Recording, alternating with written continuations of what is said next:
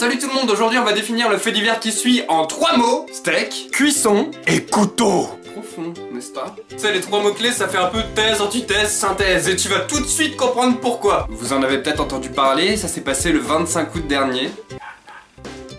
Je vais tuer ce chien. Je vais tuer le chien du voisin. Aux environs de 19 h à Lyon, un couple d'hommes dînait tranquillement lorsque l'un d'eux, sous l'emprise de l'alcool, s'est mis à engueuler son conjoint parce que le steak n'était pas cuit. On peut avoir des milliers de raisons de s'engueuler et faut que ça tombe sur la cuisson d'un steak? Quoi?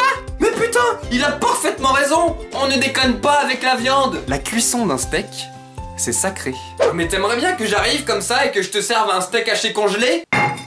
Non, je crois pas, non? C'est dégueulasse et c'est froid. Moi, à sa place, j'aurais pété un câble. Pareil. Je suis désolé de m'énerver, mais c'est vraiment un sujet qui me tient à cœur. Bon, alors si on oublie le fait qu'il a très certainement demandé un steak tartare, mais qu'il était tellement bourré qu'il a oublié, alors pour la première fois dans mes vidéos, je vais être d'accord avec le méchant type tout grincheux.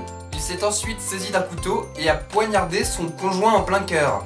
D'accord. Je retire tout ce que j'ai dit, je suis pas forcément super d'accord avec ces méthodes un peu trop hardcore pour moi.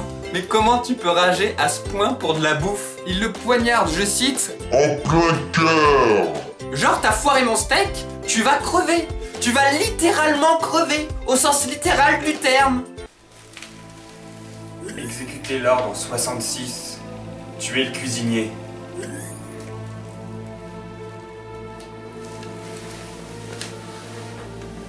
Putain, je pensais pas que l'alcool rendait les gens si pointilleux. Pour le steak. Imagine un peu le mec vénère à table qui ne supporte rien.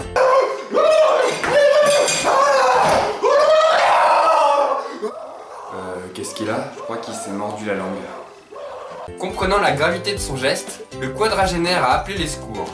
La victime âgée de 45 ans a été transportée à l'hôpital. Ses jours ne sont plus en danger. Ah, je suis désolé! Ah, mais nous voilà rassurés! Je suis content qu'ils se soient rendus compte que poignarder quelqu'un en plein cœur, c'est pas forcément super sympathique et relativement grave. Par contre, le mec, quand il va sortir de l'hôpital, il ne voudra plus jamais toucher à un steak de sa vie. C'est un coup à rendre les gens végétariens, ça, mon gars! Et à mon avis, il est pas prêt non plus de retourner faire la cuisine.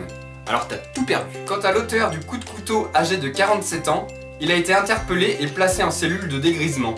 Il devrait être mis en examen pour tentative de meurtre. Tentative de meurtre! Alors oui, évidemment, ça se termine mal pour lui. Mais faut avouer à moitié pardonner, non? Il aurait très bien pu faire cuire son mec à la place du steak, mais il appelle la police. C'est un symptôme. Il mérite le pardon. Non, il va bouffer de la salade le restant de sa vie.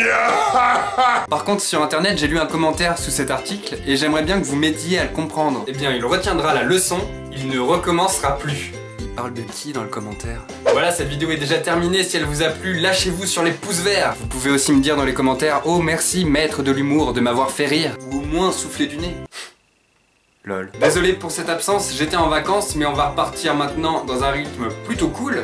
Et j'ai quelques projets dont je vous parlerai dans une prochaine vidéo ou sur Facebook ou Twitter, on verra. Alors, à bientôt. Tchuss.